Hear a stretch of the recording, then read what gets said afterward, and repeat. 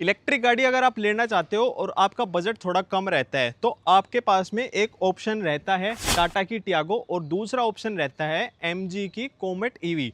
Comet को लोग बाग इसलिए नहीं लेते हैं कि उसका साइज़ थोड़ा सा छोटा लगता है, पर टाटा को इसलिए ले लेते हैं इसका साइज़ आपको थोड़ा सा बड़ा लगता है।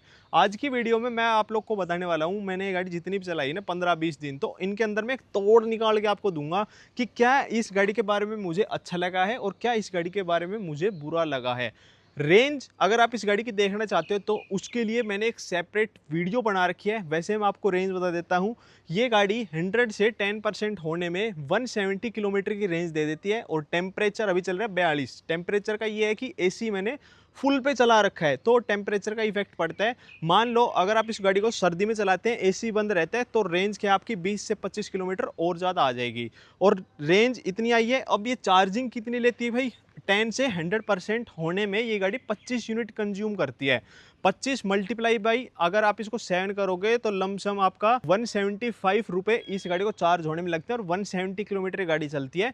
यानी इस टाटा टियागो ईवी को चलाने का खर्चा आता है आपका 1 रुपये 1 किलोमीटर का। वहीं अगर आप इस गाड़ी को बाहर चार्ज करते हैं तो भाई इस गाड़ी को चार्ज होने में लग जाता है 550 रुपये। अगर बाहर चार्ज करते हो तो सीएनजी गाड़ी ले लो चाहे इलेक्ट्रिक गाड़ी ले लो, दोनों ही गाड़ियां आपकी बिल्कुल बराबर पड़ेगी।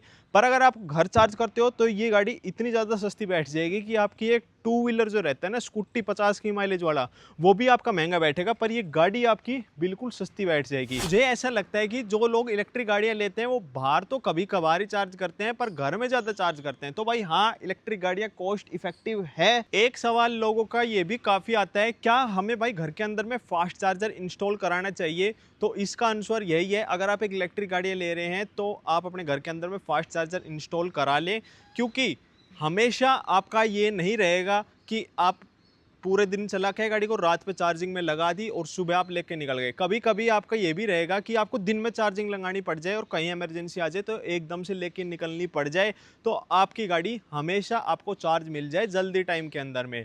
इस गाड़ी के अंदर में जो फास्ट चार्जर आता है 7 किलोवाट का आता है और घर के अंदर में अगर मान लो आपका लोड 5 किलोवाट है तो उसके लिए क्या है, आपको घर का लोड बढ़वाना पड़ेगा। और ऐसा भी नहीं होता है कि घर का लोड आपने 10 किलोवाट तक करा लिया तो रीडिंग ज़्यादा आएगी, ऐसा कुछ नहीं होता है। लोड बढ़वाने से कुछ भी इफेक्ट नहीं पड़ता है। और तीसरी चीज़ ये रहती है, आपके घर के अंदर में अर्थिंग होना बहुत ही ज़्यादा ज़रूरी है।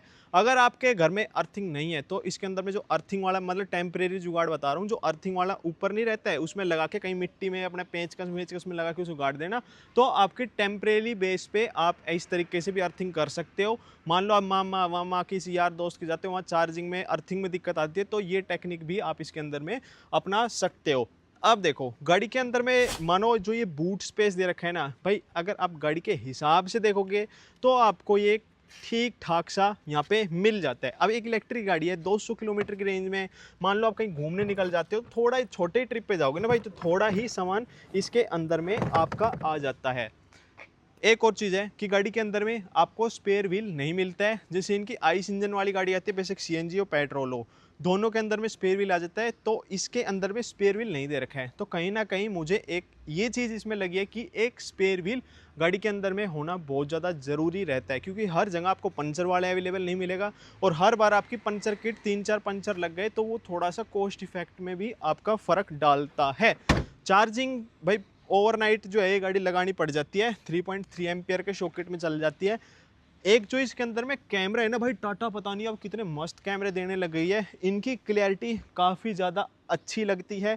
डिफॉगर वाइपर ये सारी चीज़ दे रखी है, टेल लैम्प वगैरह। देखो मैं अच्छाई और बुराई गाड़ी के बारे में बताऊंगा। आप गाड़ी लेके निकलते हैं तो गाड़ी की ब्रेकिंग कैसी है भाई, ये ब्रेकिंग जो है अप टू द मार्क नहीं है, मतलब ठीक है, ना तो बुरी है ना ही अच्छी है, ये बीच में कहीं लाई कर रही है, ठीक लगेगी। ऐसे नहीं कि आपकी गाड़ी नहीं रुक रही, वो बीच वाली चीज़ इसके अंदर में आ जाती है। दूसरी चीज़ आती है गाड़ी के हेडलैम्प्स। हेडलैम्प एलईडी यहाँ पे दे रखे हैं, पहले के मुकाबले तो इम्प्रूव है पर ये भी ठीक ही आप लोग को मिलते हैं। गाड़ी के अंदर में फॉग लैंप्स जो हैं आप लोग को नहीं मिलता है, कोई 360 degree camera, front parking sensor, मतलब ताम झाम वाली चीज़ें इसके अंदर नहीं दे रखी है। मुझे तो 360 डिग्री कैमरा देखो सबकी अपनी अपनी चॉइस रहती है, मुझे इतना वर्थ नहीं लगता। और फ्रंट के पार्किंग सेंसर वो तो सबसे ज़्यादा वाहियात चीज़ लगते हैं, बिना बात के वो बंद ही करने पड़ते हैं, वरना वो हमेशा ही टी टी टी टी टी टी इसी तरीके से वो करते रहते हैं। इंटीरियर जो है गाड़ी का काफ़ी ज़्यादा इम्प्रूव हो चुका है। एक तो जो नई टच स्क्रीन डिस्प्ले दे दी ना, उसकी वजह से भी भाई गाड़ी काफ़ी ज़्यादा अच्छी अब यहाँ पे लगने लग गई है। और ये टच स्क्रीन डिस्प्ले इतनी मस्त दी है, इसका रेस्पॉन्स एक नंबर है। Wireless Android auto, Apple CarPlay सब कुछ चल जाता है। और बैक कैमरा की क्लैरिटी जिसमें बोल रहा था ना, ये देखो भाई यार 25-30 लाख रुपए की आप स्कॉर्पियो लोगे ना, उसके अंदर में ये नहीं मिलेगी। 25-30 की तो बात छोड़ दो, 50-60 लाख रुपए की फॉर्च्यूनर लोगे ना, उसके अंदर में भी ये कैमरा क्वालिटी नहीं मिलती है। स्पीकर की क्वालिटी बेशक से आपकी कोई सी भी गाड़ी हो भाई, टाटा में हर एक में काफ़ी ज़्यादा बढ़िया मिल जाती है। एसी का रिस्पॉन्स ठीक है भाई। अगर आप इसी सेगमेंट के अंदर में गाड़ी लेना चाह रहे हैं, इतने ही बजट के अंदर में गाड़ी लेना चाह रहे हैं, तो मैं मानता हूँ कि हाँ, कंफर्ट बिल्कुल ठीक है। पर अगर आप थोड़ा सा बजट और एक्सटेंड करना चाहते हैं तो आप पंच की तरफ में शिफ्ट हो सकते हैं। दूसरी चीज़, स्टीयरिंग व्हील भाई काफ़ी ज़्यादा बढ़िया है, स्मूथ सा स्टीयरिंग व्हील दे रखा है। इल्यूमिनेटेड टाटा वाटा के लोगो है। देखो काफ़ी लोग ऐसे बोलते हैं कि हॉर्न बजाने में कोई दिक्कत आती है। देखो मुझे तो भाई गाड़ी के अंदर में हॉर्न में ऐसी कोई भी दिक्कत नहीं लगी है। एक इम्प्रूवमेंट की जो इस गाड़ी के अंदर में ज़रूरत थी ना, वो है इसका ये इंस्ट्रूमेंट क्लस्टर।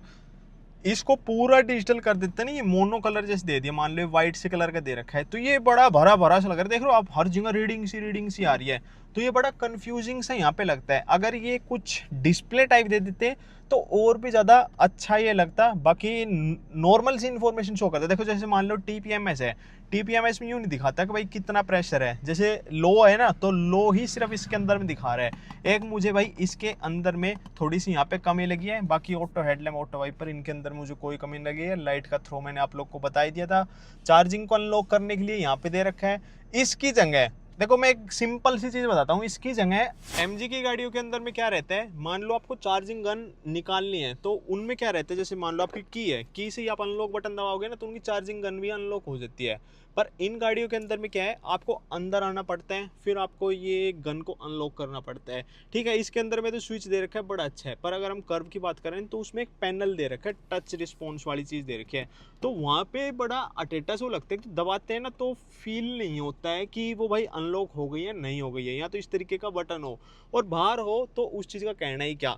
ये भी चीज़ अगर इम्प्रूव हो जाती तो और अच्छा होता, पर ये अंदर भी दे दी तो वह ऐसी को खासी दिक्कत नहीं आ रही है। ये रीजन के लिए बटन दे रखे हैं। मिरर में से चाहे ये वाला हो चाहे ये वाला हो, दोनों के अंदर में से बिल्कुल सही है। मेरी हाइट 6 फुट है, अगर मैं इसको अपने हाइट के अकॉर्डिंग में एडजस्ट कर लेता हूँ ना, तो मुझे तो इसकी ड्राइवर वाली सीट हो चाहे पैसेंजर वाली सीट हो, दोनों के अंदर में बेटर कंफर्ट यहाँ पे लगा है। पर एक और चीज़ भाई गाड़ी के अंदर में इम्प्रूवमेंट होनी चाहिए थी, वो है यहाँ पे आर्म रेस्ट। आर्म रेस्ट अगर होता तो और भी बेटर कंफर्ट यहाँ पे आ सकता था।